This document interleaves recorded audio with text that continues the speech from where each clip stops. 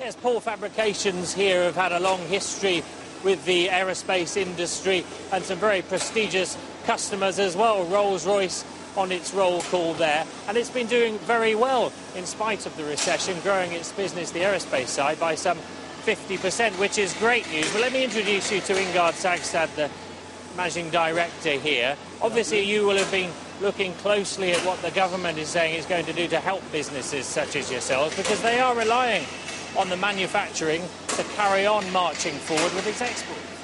I think that's important these days. Manufacturing is not seen as important in the economy, but I believe it is. We do need support from the government to enable us to expand, to enable us to develop the business and to enable us to export as well. Now, banking reform was fairly high up on the agenda. That is something that businesses are still having problems with, isn't it? Getting credit to help facilitate your expansion plans, really, and you've had to do that here.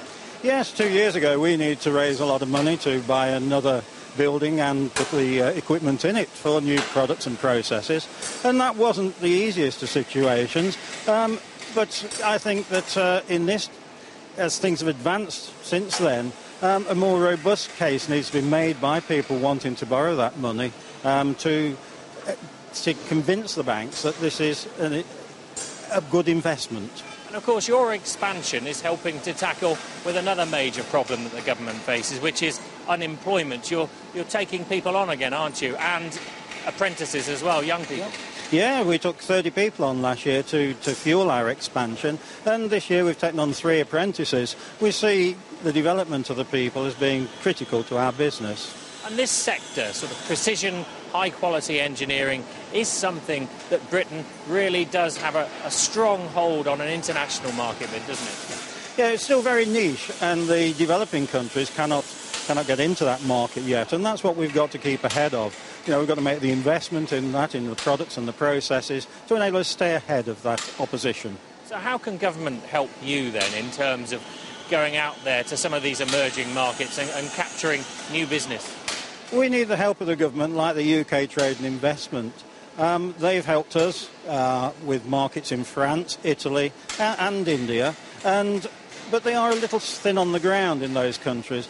As a small SME like ourselves, we need the assistance of people who are local on the ground, who know the people to talk to and get those introductions to enable us to get into those markets. Ingard Sagstad, thank you very much for your time. So yes, a positive view certainly from this engineering company here in the heartland of manufacturing in Derbyshire. A recent survey by the Engineering Employers Federation said that something like 70% of its members were expecting to see exports rising. So clearly this is an avenue that can create new jobs, but there is still a problem with businesses, particularly medium and small businesses like this one, getting credit to expand, to achieve their ambitions. And to that end, the local Chamber of Commerce recently did a survey which showed something like 15% of their members had difficulty getting credit from the banks.